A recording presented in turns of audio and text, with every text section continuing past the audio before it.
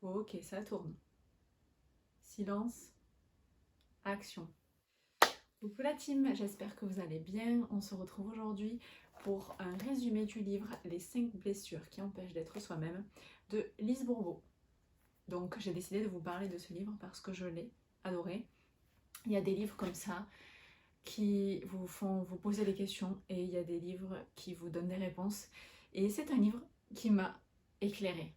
Voilà, quand déjà quand tu commences et que tu as déjà envie de savoir la fin, je pense que même si c'est pas un roman, c'est que ça veut tout dire.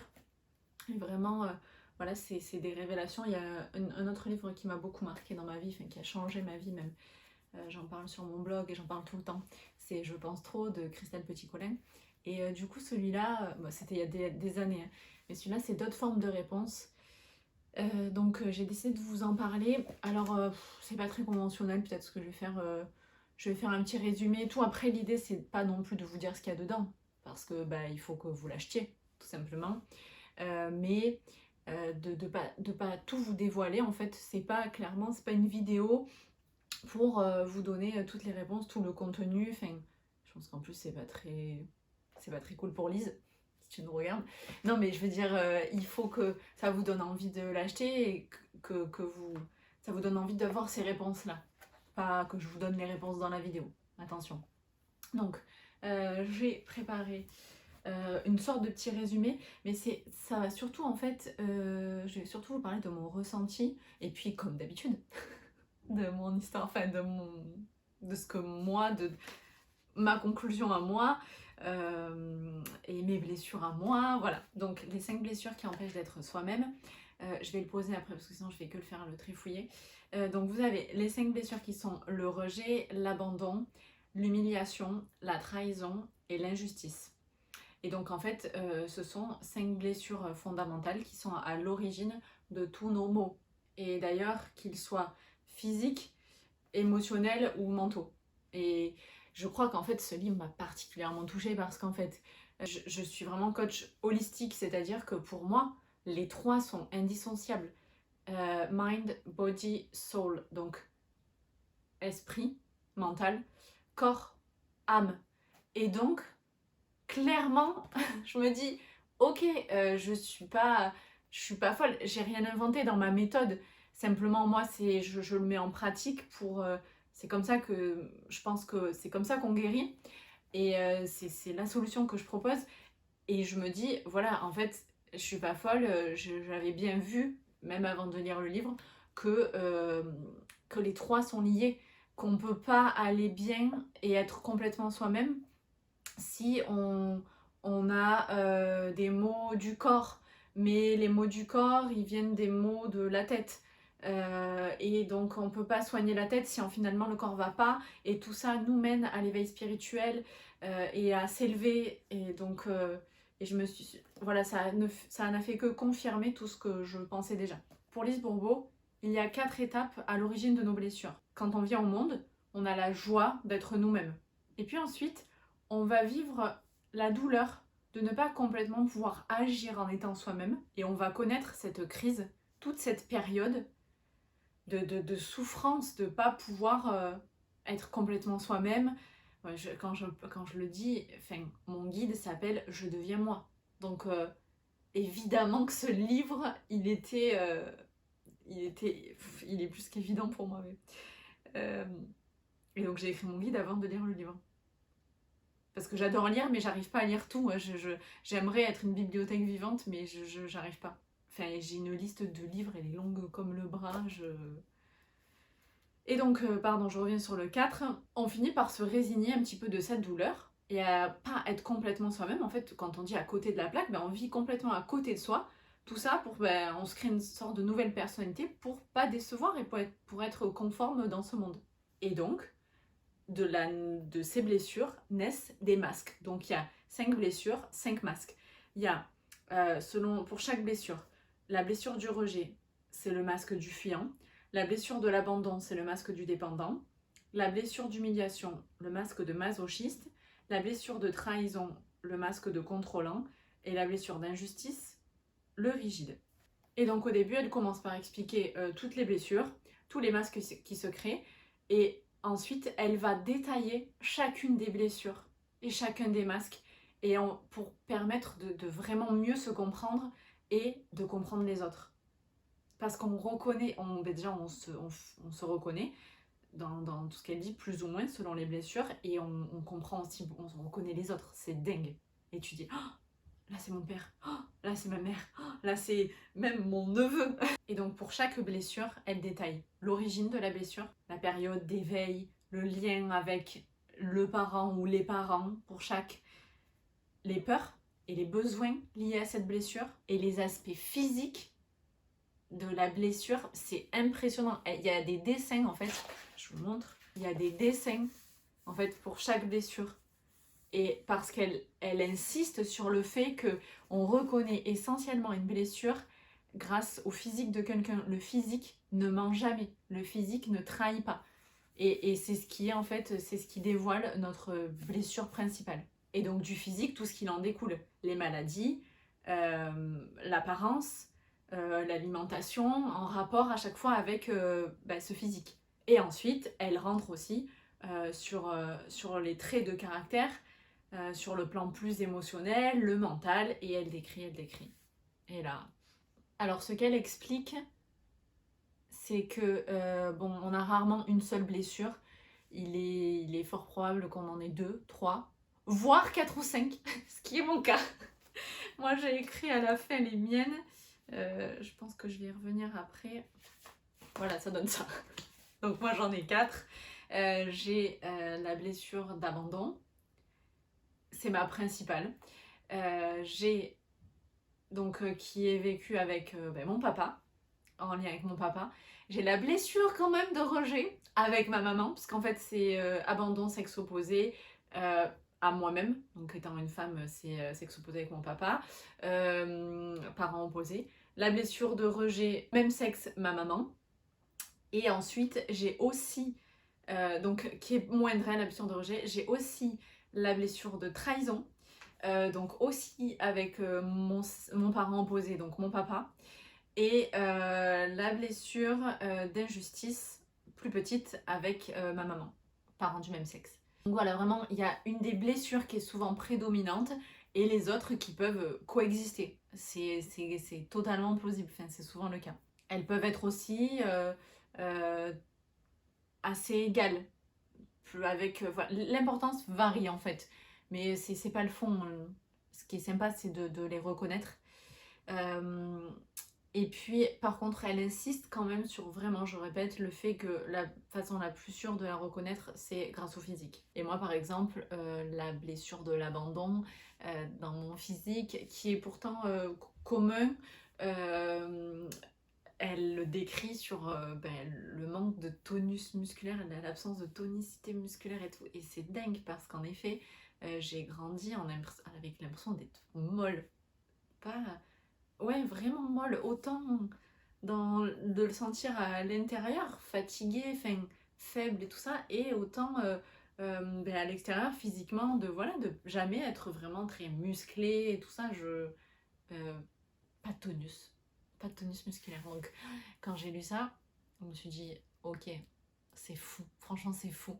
Et elle raconte elle base ses dires sur des observations, des centaines d'observations de gens, soit dans le commun, soit dans son travail. Et elle a recoupé tout ça, et c'est comme ça elle a classifié les gens, quoi, et les blessures, et donc les traits principaux de caractère. J'y pense, parce que il y en a certainement qui vont dire oui, c'est encore mettre les gens dans des cases, mettre des étiquettes et tout. Franchement, je suis la première à dénoncer ce genre de choses, à prôner la différence, les différences, et donc à dire d'arrêter de mettre des gens dans des cases, qui est très français. Mais le truc, c'est que pétard, si ça peut aider, enfin, c'est pas forcément des cases, c'est quand même mettre des mots, MOTS. C'est de l'explication, donc je trouve ça super intéressant. Après, si pour vous c'est trop catégorique, classifié, ben ne le lisez pas. Voilà, tout simplement. Donc c'est comme parce que je réagis parce que quand j'ai fait la vidéo sur les surdoués, que vous pouvez aussi retrouver sur mes comptes, On te dit mais c'est juste pour aider les gens comme ça, ils sont pas dans cette case, ils sont dans une autre. Oui, mais on est bien dans cette case. Je vous jure que quand on sait pas toute sa vie pourquoi on est différent, pourquoi on se comprend pas pour ça, quand on a des réponses, voilà, c'est pas des cases, c'est des réponses. Donc bon, ça c'était la parenthèse. Et ensuite, elle rentre. Donc je reviens au livre. Donc elle rentre dans chaque, elle a un paragraphe sur chaque blessure en fait. Et moi je vais pas vous détailler tout ça, mais par exemple donc le rejet, le portrait donc du fuyant, puisque donc le masque de la blessure du rejet c'est la fuite, et elle explique la plus grande peur c'est la panique, le plus grand besoin c'est l'appartenance. Et le rejet se déclenche avec le parent du même sexe. Bon, et donc je vais vous faire un bref, donc celui-là c'est pour le rejet. Deuxième exemple, l'abandon. L'abandon, le masque, c'est la dépendance. La plus grande peur, du coup ça va être la solitude. Le plus grand besoin, c'est l'attention. Et le parent, ça naît avec donc le parent du sexe opposé, comme je vous disais pour mon père. L'humiliation, blessure d'humiliation. Donc le masque, c'est le masochiste. La plus grande peur, c'est la liberté. Et à la fois, le plus grand besoin, c'est la liberté. Et on a cette blessure avec le parent qui s'est occupé du développement physique de l'enfant. La trahison, blessure de trahison. Le masque, c'est le contrôle. La plus grande peur, les plus grandes peurs, la dissociation et le reniement. Le plus grand besoin, la liberté aussi. Et le parent, c'est avec le sexe opposé. Et pour terminer, l'injustice. Le masque, c'est la rigidité. La plus grande peur, la froideur. Le plus grand besoin, la liberté. Et le parent du même sexe. Et donc pour chaque blessure, elle explique l'éveil de cette blessure. Si c'est avant la naissance des fois, si c'est de la naissance jusqu'à nos 3 ans, si c'est de nos 3 ans à 6 ans, de 2 à 4 ans, enfin grosso modo des dates comme ça où la blessure naît. Ensuite elle décrit le corps, à quoi on ressemble, et donc les traits de caractère, et donc le comportement tous les jours, dans notre quotidien, comment ça se manifeste. Et c'est là où je ne vais pas rentrer dans chacun des comportements, parce que ce serait vous raconter le livre. Et je peux vous donner un petit peu des exemples. Je vais vous donner un exemple, comme d'habitude, en vous parlant de mon histoire. Donc ma blessure principale, comme je vous l'ai dit, c'est l'abandon. Et donc, j'ai longtemps, en fait, inconsciemment, je pense, à me nuiser donc la séparation de mes parents. Et parce que je sais pas, je me suis toujours dit il y a beaucoup de gens qui se séparent, et je pensais pas que ça m'avait peut-être marqué autant et que je m'étais sentie aussi abandonnée, parce que franchement j'ai pas eu le sentiment que mon père m'ait abandonnée quoi. C'est vraiment aujourd'hui avec beaucoup de recul, presque 25 ans de recul, que je me dis ah ouais quand même, enfin non je l'ai compris il y a un peu plus de temps que ça, pas que dans le livre, mais j'ai compris que c'était beaucoup. Et par exemple, on se demande, quand on est enfant, que va-t-il m'arriver sans papa? Sans papa pour s'occuper de moi lorsque je vais devoir aller à l'école, quand je vais devoir grandir, quitter la maison seule. Donc, c'est par exemple ça. Elle remarque d'ailleurs aussi que très souvent, les personnes qui ont souffert d'abandon ont souffert de rejet aussi. Étant jeune, elle s'est sentie rejetée par son parent du même sexe et abandonnée par le parent du sexe opposé, qui selon elle aurait dû s'occuper davantage d'elle et aussi aurait dû surtout veiller à ce qu'elle soit moins rejetée par l'autre parent. Donc grosso modo comme si j'en voulais à mon père de m'avoir laissé avec ma mère qui me rejetait. Parce qu'en fait, le parent du même sexe, donc ma mère qui ne s'occupait pas de moi, c'est grossi, hein, ma mère s'est occupée de moi, hein, elle m'a fait manger, elle m'a pas laissé dans la rue, tout ça, mais qui ne s'occupe pas de... En fait, je recommence. Le parent... Comment ma mère, parent du même sexe, aurait pu s'occuper de moi quand elle-même était déjà rejetée, se sentait déjà rejetée. Et donc en fait, du coup, par extension, tu te sens rejetée. Même tout à fait normal et humain qu'il rejette son enfant, même inconsciemment, parce que ça le ramène à lui-même constamment. Et donc, de la blessure d'abandon, naît le manque de nourriture affective, et d'ailleurs autant émotionnelle que physique des fois. Et donc c'est de là que naît le masque de dépendant. Et cette recherche perpétuelle de nourriture affective, donc il va aussi créer des dépendances affectives. Et là, moi par exemple, c'est de là que viennent mes troubles du comportement alimentaire. Par exemple, de manger beaucoup pour remplir du vide et de manger les émotions. De se dire qu'en mangeant beaucoup, on a de l'importance et on a quelque chose de réconfortant, alors que ce n'est pas la solution, parce que la nourriture n'est pas le problème, donc la nourriture n'est pas la solution. Après, comme je vous disais, elle parle donc du corps, manque de tonus musculaire, euh, le fait d'être mou, des jambes faiblardes, des bras trop longs, enfin voilà, je vais pas vous détailler tout ça, mais alors je vais terminer avec donc mon histoire perso et vous allez mieux comprendre mes blessures. Comme je vous expliquais, abandon parce que mes parents se sont séparés, donc mon père, j'ai senti comme si mon père m'abandonnait. Ma mère, me voyant à travers mon père, m'a rejetée, et puis de façon rejetée elle-même, elle n'a pu que mettre en fait une distance entre nous malgré elle. Toujours attention, et c'est pour ça que j'en parle de façon très distante, détachée, parce que j'ai aucun problème avec ça et j'en veux pas du tout à mes parents. Même si aujourd'hui, donc j'ai 30 ans passés, il y a eu des hauts et des bas, comme je pense beaucoup de relations parents-enfants. On s'aime, on s'entend bien, avec d'ailleurs avec le temps qui est passé, en nous acceptant mieux, en nous comprenant mieux, nos bons côtés, nos mauvais côtés. Et tout ça, c'est du passé, c'est vrai. Les gens me diront, oui, il faut pas les creuser. Ouais, on va pas refaire le passé, en effet, mes parents vont pas se remettre ensemble, on va pas refaire mon enfance, mais c'est simplement que ça donne des réponses. Et j'en veux pas à ma mère, en effet, J'ai beaucoup souffert. Alors pour le coup, autant l'abandon, je l'ai pas senti comme ça, peut-être j'ai plus vécu avec, autant je peux vous garantir que rejeté par ma mère, ça je l'ai vraiment vécu parce que c'était tous les jours. Ma mère voyait mon père à travers moi. Euh, Ma mère me disait qu'elle referait jamais sa vie à cause de moi parce que j'étais là et comment on pourrait vouloir d'une femme qui a un enfant. Euh, Ma mère me disait donc ensuite de ça, elle est tombée malade. Donc je vous rappelle que les maladies, c'est des choses qu'on a des problèmes à dire. Enfin, il faut le croire en tout cas. Maladie. Et donc elle m'a dit en grandissant qu'elle était tombée malade à cause de moi. Donc c'est très fort. C'est pas grave, c'est ok. C'est ce qui a fait ce que je suis aujourd'hui. Et pourquoi je vous parle aujourd'hui en face. Donc il n'y a aucun souci. Et ensuite, je crois que de ma blessure d'abandon, j'ai fait naître. J'ai ressenti en grandissant très fort cette blessure de trahison. Très honnêtement, à l'évocation du mot trahison, je me disais trahi, je me sens pas trahie. Voilà.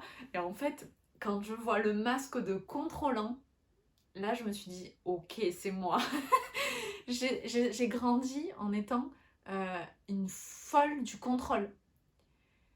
Je vous le dis souvent, le passé est passé, le futur n'existe pas encore, la seule chose dont on est sûr, c'est l'ici et maintenant, c'est dans le présent.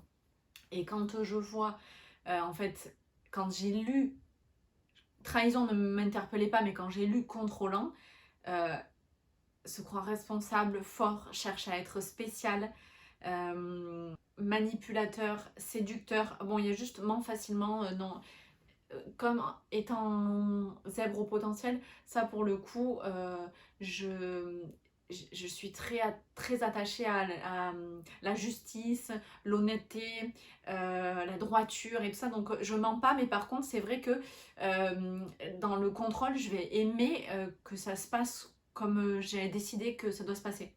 Beaucoup d'attentes, convaincue d'avoir toujours raison, contrôler, vouloir convaincre l'autre, l'impatience, l'intolérance, se faire remarquer, être bon comédien. Et du coup, elle explique aussi les maladies possibles, donc agoraphobie, je, voilà, tout ce qui est lié à maladie de contrôle. Et j'ai grandi en étant comme ça. Donc, je vous garantis que quand vous lisez des choses comme ça, quand même, préparez-vous à la sacrée introspection. Ça fait renaître des fois des trucs, tu dis, ah ouais. Et donc, je ne suis plus comme ça parce que j'ai appris à vivre dans le moment présent et à complètement me détacher. Alors, pour le coup, alors, c'est pas.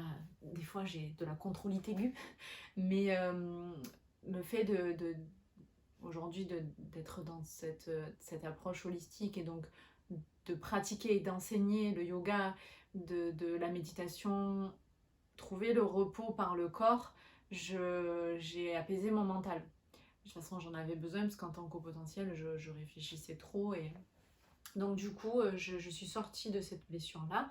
Et ça va beaucoup mieux parce qu'en effet, on ne peut pas contrôler les autres, on ne peut pas être soi-même toute sa vie dans le contrôle, on ne peut pas contrôler sa vie. Et quand on. En fait, l'inverse, c'est lâcher prise. Et la vie. Et en fait, on essaie. On pense que plus on va contrôler, plus on va se sentir mieux.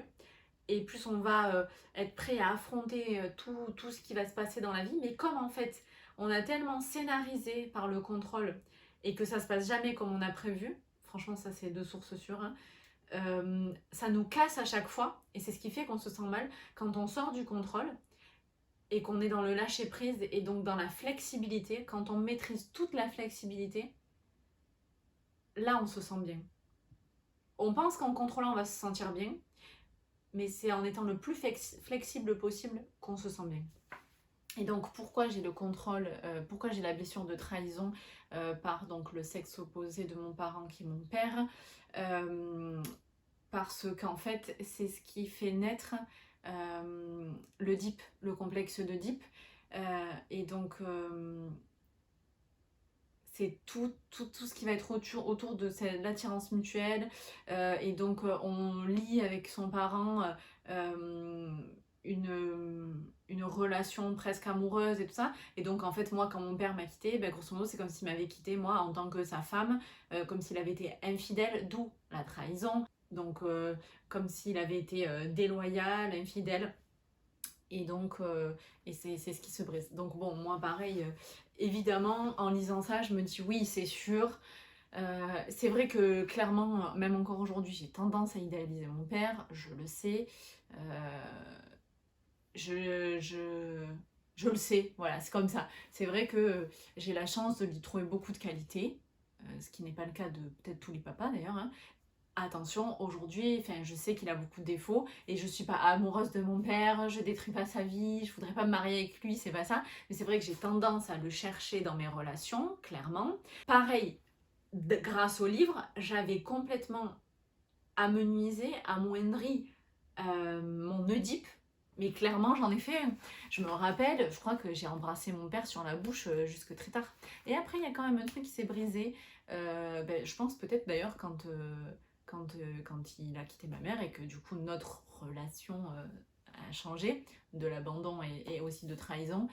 Je crois que du jour au lendemain ça a été plus pudique dans les sentiments, plus embrasser, plus toucher, machin. Puis en plus comme j'avais tellement une mauvaise relation donc avec ma belle-mère à l'époque, mauvaise relation franchement, c'est un euphémisme. C'est vraiment un euphémisme. Du coup, il y a un truc qui s'est brisé avec mon père. Donc aujourd'hui, je comprends mieux le contrôlant. Et en plus, c'est la blessure prédominante de mon père. Donc évidemment, on se ressemble. Même si c'est mon père. Voilà. Bref. Et donc, dernière blessure pour ce qui me concerne. Parce que, en fait, voilà, je me suis dit, en vous parlant de mon truc, vous allez peut-être comprendre des choses, vous reconnaître et voilà. Ma dernière blessure, donc, ce serait l'injustice, une mini-injustice. Donc, avec le même sexe, parent, donc ma maman. Je vais vous lire un petit extrait. La blessure d'injustice. Cette blessure s'éveille au moment du développement de l'individualité de l'enfant, c'est-à-dire entre l'âge de 4 et 6 ans environ, au moment où il devient conscient qu'il est un humain, une entité à part entière avec ses différences. L'enfant trouve injuste de ne pas pouvoir bien intégrer son individualité, de ne pas pouvoir s'exprimer et être lui-même. Il vit cette blessure surtout avec le parent du même sexe. Il souffre de la froideur de ce parent, c'est-à-dire de son incapacité de sentir et de s'exprimer. Elle explique, donc elle explique à chaque fois, attention, je ne fais pas de généralité, évidemment, c'est différent pour tout le monde. Donc de cette blessure d'injustice crée le masque de la rigidité. Des personnes rigides ont à plusieurs reprises partagé que tout allait bien avec leurs parents du même sexe à l'adolescence, tout ça notamment, qu'elles étaient super amies. En effet, j'étais vraiment super amie avec ma mère. Simplement, c'est une relation superficielle où ni le parent ni l'enfant ne parlent de ce qu'ils ressentent vraiment. Le masque créé par l'enfant pour se protéger dans ce cas est celui de la rigidité. Même si une personne se coupe de ce qu'elle ressent, cela ne veut pas dire qu'elle ne sent rien. Et au contraire, les personnes très rigides sont très sensibles, mais elles développent la capacité de ne pas sentir cette sensibilité, de ne pas la montrer aux autres. Voilà pourquoi ces personnes semblent être froides et insensibles. En tout cas, en apparence, pour se protéger. Voilà, c'est un peu mettre des distances. Et c'est vrai qu'en plus, étant hypersensible, cette blessure explique aussi pourquoi j'ai complètement pas été moi-même. C'est-à-dire que je me suis coupée de tout mon ressenti toute ma vie, quoi. De qui suis-je, voilà. Et donc on est vraiment bloqué au niveau du plexus solaire. Donc voilà, pas respirer. Et d'ailleurs, voilà, on se coupe de tout. Je pense que c'est pour pas souffrir en fait. On se coupe de tout, des personnes qui pourraient nous blesser. On a souvent les bras croisés, on est en retrait, des vêtements noirs très foncés. Et le rigide cherche la justice, la justesse à tout prix. Et il devient souvent perfectionniste. Donc évidemment, c'était aussi moi. Voilà, voilà. Donc voilà pour ce que je pourrais en dire un petit peu donc, de moi au travers de mes blessures. J'aimerais terminer sur des choses qui m'ont marqué dans le livre. Alors il y a plusieurs choses qui m'ont marqué dans le livre. Je pense qu'il faut prendre en considération avant de le lire. La phrase c'est pas bon, c'est pas à la portée de tout le monde, c'est pas ça du tout. C'est que ça demande quand même un peu de recul. Un petit ok. Et on aime ou on n'aime pas. Alors déjà, elle tutoie. Moi, au début, ça m'a choquée parce que moi, dans tout ce que j'écris, je vous vois. Je vous vois, du verbe vous voyez, pas vous voir. Je vous vois aussi. Je te vois. Je vous vois et c'est vrai que c'est un peu de distance, peut-être un peu de pudeur ou c'est pas au contraire justement je fais pas du tout de généralité mais c'est vrai que je sais pas et peut-être un petit peu de politesse ou je sais pas là c'est elle tutoie c'est bam c'est toi elle rentre dans le truc de ok direct quoi et c'est vrai que moi je sais pas j'ai tendance à comme je viens de le dire un peu de froideur ou quoi je sais pas mais peut-être je le vois peut-être comme du respect, je sais pas, mais en tout cas ça m'a surprise au début. Après on s'y habitue vite et tout, y a pas de souci. Ensuite, ça demande, quand je dis du recul, parce que on est vraiment quand même dans quelque chose d'assez spirituel. On parle, mais c'est dans le titre, c'est bête. Non, c'est pas dans le titre. J'allais dire les 5 blessures qui ont l'âme. Non, c'est pas dans le titre justement. Les 5 blessures qui empêchent d'être soi-même. Clairement, on parle de blessures de l'âme. De l'âme. L'âme. Qu'est-ce que l'âme? Montrez-moi l'âme, ok? Donc à un moment, si vous êtes comme Saint Thomas, ça va pas marcher. Ok, je vous le dis de suite. Il faut, hop, éveil. Donc c'est là qu'on rentre dans la spiritualité. Et donc qui est pour moi, comme je le disais en 3 phases, je vous disais, ok, d'abord on peut bosser le mental qui est indissociable du corps. Et à un moment, il va falloir bosser sur l'âme. Les gars, on y est. On est en plein dans l'âme. C'est-à-dire qu'il faut croire à l'âme. Il faut avoir un certain déjà degré d'éveil spirituel. Ça peut peut-être vous l'éveiller déjà. Hein. Du coup, ça peut être cool, ça peut être le début. Et donc, ça sous-entend que vos parents ont une âme. Et quand on dit comme ça, on dirait genre ils sont dépourvus d'âme, genre le diable et tout. Non, mais... Et justement, c'est pas religieux, c'est spirituel. Attention, religion, spiritualité, rien à voir. Voilà. Ok. Et souvent, il y a un gros amalgame là-dedans. Je vous invite à vous renseigner.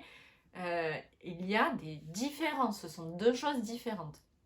Il y a évidemment des similitudes, il y a des choses qui s'entrecroisent, mais ce sont 2 choses différentes. Donc ça sous-entend que vos parents ont chacun une âme, chacun leur blessure donc, et donc que l'âme s'incarne, à chaque fois que je le dis, carne, la carne c'est la peau, s'incarne dans un body, dans le corps, que l'âme choisit. Et donc l'âme aurait... On peut paraître fou hein, quand on pense ça, donc, mais je pèse mes mots parce que moi j'y crois. L'âme aurait la possibilité de voir la vie qui l'attend dans ce corps-là, et donc l'âme nous choisirait. Pour notre histoire, pour ce qu'on va vivre, pour cette vie-là, dans cette vie-là, ce qui sous-entend aussi qu'on a peut-être plusieurs vies, et donc en fait que l'âme s'incarnerait à chaque fois tant que nous n'avons pas guéri nos blessures dans cette vie-là. Est-ce que vous m'avez suivi? Ça va loin, ou pas pour certains, ou trop loin pour d'autres. Voilà, donc ça peut déjà vous donner une réponse de est-ce que ce livre est fait pour vous ou pas. Et moi, évidemment, j'y croyais déjà, ça éclaire encore plus, ça m'éveille encore plus, ça nourrit encore plus ma spiritualité, et donc je ne peux qu'adhérer. Et je me suis dit oui, et c'est pour ça que j'en viens au point suivant, que je n'en veux absolument pas à mes parents parce qu'on est dans une autre période de notre génération, on est en 2020, c'est pas pareil qu'en 1950 ou 1900.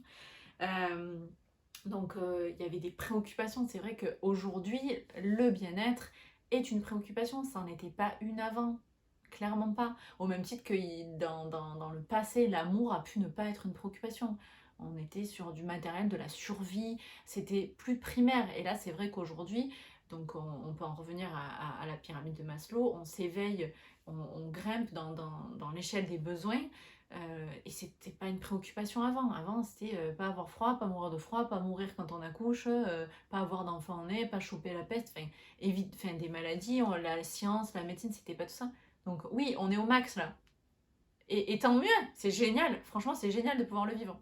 Donc, on en est là, tac tac tac, du coup ça sous-entend que mes parents, voilà ce que j'allais dire, mes parents ont une âme et leurs blessures à chacun, et c'est pour ça que je ne leur en veux pas, parce qu'ils n'en étaient pas conscients et qu'ils ne l'ont probablement pas guéri dans cette vie-là. Et moi, c'est aussi pour ça que j'ai ma réponse et que je suis très heureuse, parce que j'ai compris tout ça et j'ai réalisé tout ça, et pour moi, je me sens complètement soignée aujourd'hui, complètement alignée. Et je me trouve mais chanceuse, mais une folie, c'est la folie. Pas genre je pourrais mourir demain, mais presque quoi. Franchement, je me dis, parce que dans mon chemin personnel, j'ai eu la chance de souffrir par mes blessures et de les entendre. Je vous le dis souvent, la vie vous envoie des leçons, et ces leçons, c'est en fait, quand on va plus loin, ces leçons, c'est pour guérir vos blessures. Soit vous les voyez, vous les entendez, vous les vivez, vous les ressentez et vous les transformez, soit pas. Le truc, c'est que tant que vous ne les transformez pas, tant que vous ne réagissez pas, tant que vous guérissez pas, la vie se charge de vous renvoyer les leçons. Et souvent en plus fort, je vous le garantis. Je l'ai vécu moi-même. Et le truc, c'est qu'un jour, peut-être qu'un jour, ça change. Voilà, et vous guérissez. Il faut le vouloir, il faut peut-être se faire aider, il faut comprendre, il faut réaliser. Ça peut être un moment, puis pas en fait, puis pas le moment, puis plus tard. Grosso modo, c'est un peu comme s'il y avait tout le chemin de votre âme qui est ok, de votre vie qui va être celui-là. Vous avez à chaque fois les choix, donc ce qu'on appelle les choix. Vous pouvez prendre le chemin que vous voulez, mais vous faites le choix. Donc après, il se passe peut-être autre chose dans cette vie-là. Je suis partie dans tellement de chemins là. Ce qu'elle veut dire, j'en reviens à Lise Bourbeau. Elle explique à un moment, tu sais, dans la vie, il n'y a pas de personne coupable. Il y a seulement des personnes souffrantes. Personne n'est coupable ou responsable de quoi que ce soit. Dans le sens où mes parents ne sont pas responsables de mon comportement, coupables de m'avoir fait souffrir ou pas par mes blessures. Ils ont juste pas guéri eux-mêmes. Vous voyez? Et donc, ça revient un petit peu peut-être à trouver des excuses, faire l'avocat du diable. Ensuite, ce qui était intéressant, c'est que j'ai relevé, c'est plus tu souffres à travers une situation ou avec une personne spécifique, plus le problème vient de loin. Et clairement, la lecture de ce livre peut être bouleversante, vraiment. Je crois que ça peut faire remonter des choses je préfère mettre en garde. Mais si vous avez envie d'entendre des réponses qui sont déjà à l'intérieur de vous, ça peut être waouh. Donc, pour terminer, elle conclut. Vous vous dites, mais comment guérir? Comment guérir? Oui, elle l'explique. Évidemment, elle vous donne une trame. Elle vous dit pas, c'est pas un coach, hein, c'est pas un cahier ou des exercices physiques. Alors, il va falloir faire ça. Elle vous donne une méthode. Et donc, en fait, donc moi, sans surprise, en plus, je l'ai déjà réalisé. Donc, très Covid, ça. Je l'ai déjà réalisé, donc ça m'a pas apporté plus de réponses que ça, parce qu'en fait, j'ai déjà fait tout ce chemin. Et donc, la guérison des 5 blessures, elle passe par l'acceptation. L'acceptation préalable est indispensable à la guérison. Mais voilà, la prise de conscience, c'est long, c'est difficile. En plus, il y a l'ego qui vient s'en mêler. L'ego, je pourrais vous en parler dans le livre du pouvoir du moment présent. J'avais jamais fait la dissociation avec l'ego. Et l'ego se mêle un peu de tout. Et en fait, il va créer des croyances pour nous et pour nous éviter d'être conscients de nos blessures. Et ça pour chacun des masques. Donc en fait, tant qu'on est dans l'ego, on ne peut pas guérir. Donc ça passe par l'acceptation, donc déjà de nos blessures. Et comme je vous disais aussi finalement, l'acceptation de la blessure de nos proches. Clairement, moi j'ai identifié les blessures de mes plus proches. Et on ne peut pas, en plus, ça demande le travail sur vous, ok. Par contre, je vous jure, à chaque fin de phrase, j'avais envie d'appeler quelqu'un pour dire ah, mais non, on peut pas faire ça, on peut pas changer les gens. On ne peut pas les aider à être autrement. On ne peut pas les aider à ouvrir les yeux sur leurs blessures, et franchement, ça c'est dur. Mais c'est comme ça. Et par contre, ça donne juste des clés. Si vous n'êtes pas touché peut-être par moi ces blessures, ça vous donne des clés pour juste mieux les comprendre. Et se dire que c'est ok. Réagir, en deuxième, réagir à tout ce qu'il y a dedans. Dire mais non, c'est pas vrai, c'est pas possible. Ouais, bon, ok, peut-être. Voilà, et en fait, la réaction, elle va souvent dépendre du degré d'acceptation. Ouais, bon, voilà. Et moi, c'est vrai que j'étais assez apaisée dans la lecture en disant, ouais, plutôt, ça coulait parce que, bah oui, j'avais déjà accepté tout ça. Dans la troisième étape, bah, c'est la compassion et se dire que bah, c'est ok d'avoir souffert. Oui, j'ai le droit. En fait, oui, finalement,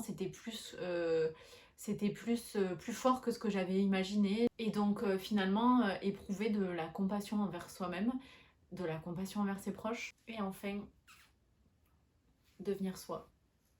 Et franchement, déjà, j'allais dire, j'ai pas volé de concept. Enfin, après, en fait, en lisant ça, je me suis dit, merde, j'ai volé un concept. Mais je savais même pas. J'ai intitulé mon guide Je deviens moi. Parce que, ouais, devenir soi, c'est la fin. C'est la fin de tout. Les masques.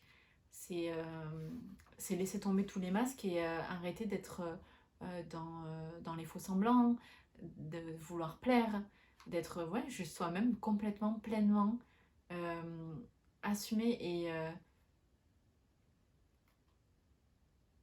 arrêter de se protéger, arrêter de arrêter d'avoir peur, arrêter de vouloir fuir, arrêter de vouloir changer. Ah oui, d'ailleurs en parlant de ça, il y a une question que je me suis dit de suite et que vous êtes peut-être dit au travers de la vidéo. Oui, elle dit que le corps physique, c'est la manifestation principale de la blessure. Alors comment on fait pour les gens qui ont fait de la chirurgie esthétique? C'est le premier truc que je me suis dit. Eh bien, figurez-vous que, alors évidemment, après, il n'y a pas que le corps, hein, il y a tout ce qui est derrière, mais on voit déjà quand même ça, et justement, la chirurgie esthétique, elle le prend dans l'autre sens, elle prend contre-pied. C'est ça explique plus, on devine encore plus facilement la blessure et donc le masque.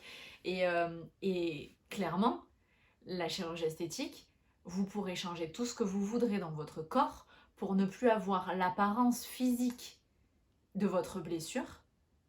La blessure reste intacte à l'intérieur. C'est pas en changeant votre nez, votre bouche, vos seins, vos fesses, vos cheveux, même les gens sont opérés des yeux et tout maintenant. Et d'ailleurs, chirurgie esthétique, on peut décliner ça au sport. Ce n'est pas en, en se préoccupant, j'allais dire en perdant 50 kilos, si c'est pour votre santé, c'est bien.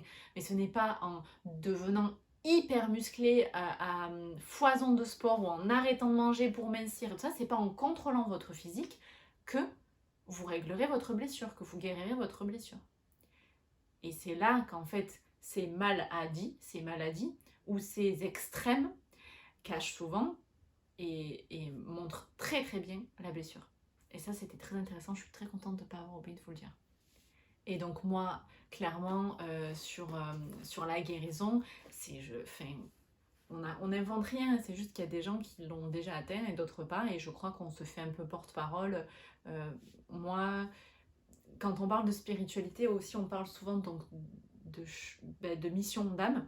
Et moi, j'ai l'impression, après avoir vécu tout ça, traversé tout ça, que ma mission d'âme, c'est d'aider et de partager ça, de partager la parole de l'hypersensibilité, de partager la parole des surdoués, de faire connaître ça, que les gens soient complètement eux-mêmes, malgré du coup leurs différences de base de fonctionnement.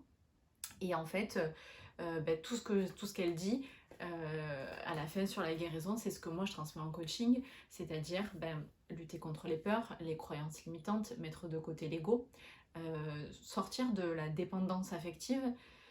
Qu'est-ce qu'il y a d'autre? Donc casser les limites,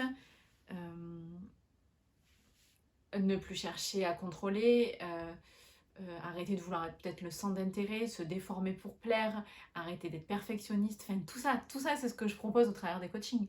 Donc et il y a des clés et c'est possible, donc on peut guérir et on peut devenir soi. En conclusion, c'est un livre qui m'a beaucoup touchée. Moi je ne peux que le conseiller. Et en tout cas, mais il faut avoir envie. Il faut avoir envie d'aller creuser dans ce sentier-là. Il faut, là où on peut être un petit peu partagé, en fait, en effet, c'est que ça demande, je pense, une ouverture de spiritualité. Donc, il faut, voilà, elle va quand même parler jusqu'à réincarnation et tout ça. Donc, ça peut ne pas du tout toucher.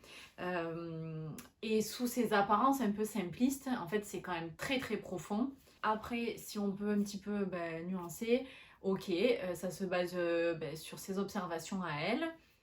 Voilà, si vous voulez des faits, ne lisez pas ces livres, quoi. Si vous cherchez des preuves par A plus B, des explications scientifiques, des sources, non, voilà, ce sera pas pour vous. Et ne lisez pas Lise Bourbeau.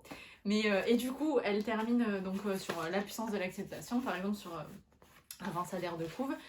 Clairement, ça donne envie de lire la suite, enfin de lire le reste, parce qu'elle a plusieurs œuvres donc dans le même esprit. Voilà, pour moi, ça a vraiment été un livre indéniablement marquant. Ça permet, je trouve, de travailler, de poursuivre le travail sur soi. Ça permet d'être d'éprouver plus de compassion, peut-être aussi envers les autres, envers soi-même et envers les autres. Et puis, comme je disais, c'est à la fois très accessible, parce que finalement, voilà, c'est une blessure, un chapitre, il y a même des petits dessins, c'est presque limite vulgarisé voilà, franchement, j'ai lu des livres de psycho, waouh! Faut se poser, faut vraiment se poser pour prendre le concept. Là, non, ça va, c'est accessible. Ça va plus, pour le coup, ça va plus loin dans autre chose. On pourrait se dire, ah, c'est un peu perché, quoi. Alors que pour le coup, dans un livre de psycho, ça va loin, mais prise de tête, analyse et tout ça. Ok? Mais là, c'est une autre forme d'aller loin. Mais voilà, par contre, évidemment, donc ça a des bons côtés et le travail sur soi peut être très profond, moi je trouve. Et là où ça va avoir des mauvais côtés, c'est que pour certaines personnes, ça manque de source, quoi. Ça manque, c'est pas factuel. Et donc, ça reste au travers du prisme de Lise Bourbeau. Et voilà, moi du coup, j'ai rajouté mon prisme par-dessus. C'était uniquement mon impression, c'est mon histoire, c'est ma perception. Je ne dis pas ça et je ne fais pas cette vidéo pour que on pense comme moi. Ça peut ouvrir à débat, par contre, parler avec plaisir, discuter, échanger, construire avec plaisir. Par contre, pas pas dire ah non t'as tort ou t'as raison. Ça c'est stérile, c'est infondé, c'est uniquement mon ressenti, mon histoire et voilà. Et donc moi je vous recommande, moi c'est un double pouce. Et voilà la team, c'est tout pour aujourd'hui, j'espère que cette vidéo vous a plu.